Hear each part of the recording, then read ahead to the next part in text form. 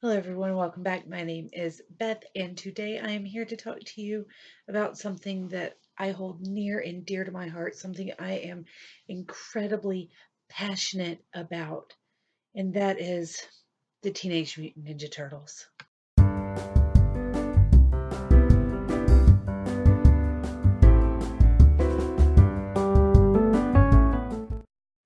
This is hopefully going to be a fairly short video, but I wanted to come and talk to you guys a little bit about the Turtles today because after a couple of years of successfully avoiding watching the new Ninja Turtles movie, I finally broke down and my family and I watched it tonight in preparation for the second in this new modernized version of the Turtles that will be coming out in June.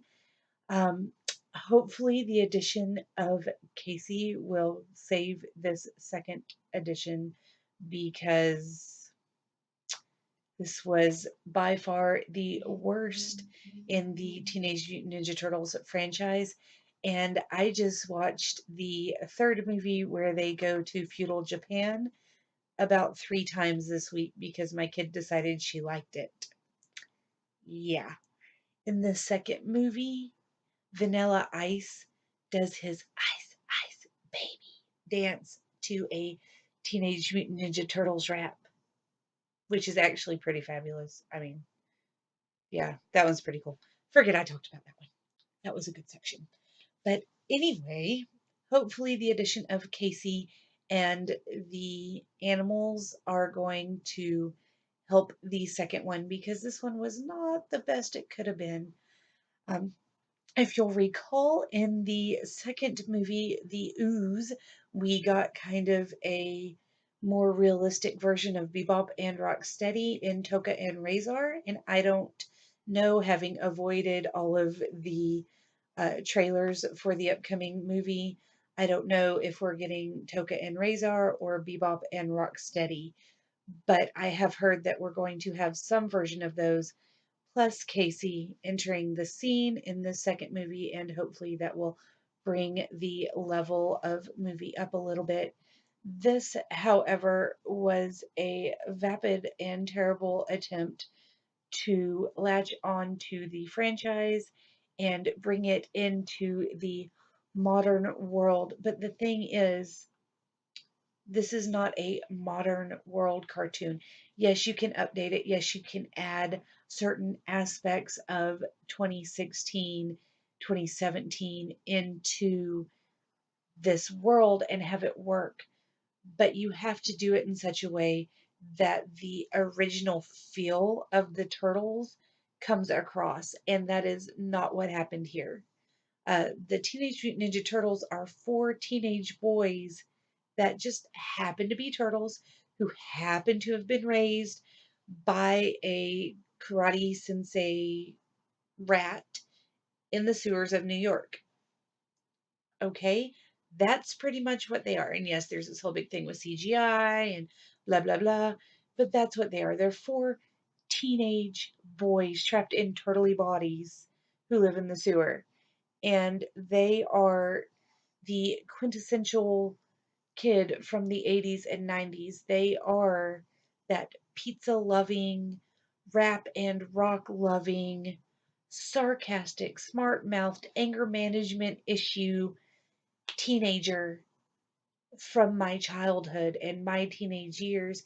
And when you try to update that and give them the extra hard edges and cell phones and whatever else, I can't even wrap my mind around what they've tried to do here. And you add the live action and CGI and make them more realistic looking.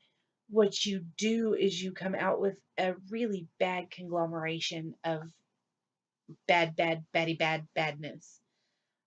That's pretty much it. This is by far worse than I thought it was going to be. It was so bad that it was kind of good, actually. I mean, it's Teenage Mutant Ninja Turtles, so it's never going to be something that I refuse to watch. I'll even watch the Nickelodeon new cartoon, which is, I don't even know what that is. That's not even the Ninja Turtles, guys. That's little green bobbleheads. But anyway, whatever. But The thing is, I remember distinctly growing up. Okay, what am I talking about growing up? I remember distinctly last week having conversations with people about who the best Ninja Turtle was, who my bae was, which by the way is Michelangelo. He's the babe. He's the best. He's my boy. Followed quickly by Donatello the scientist, because awesomeness, and Raphael and Leonardo. He's, I mean, he's got it coming to him really. He gets his butt kicked because he is bossy and obviously the firstborn. And Michelangelo's the baby, which is why I adore him so much. He is the fun loving, goofy, but can still kick some butt kind of guy, and I love that. But this new conglomeration of turtles, their personalities shone through. I'll give them that.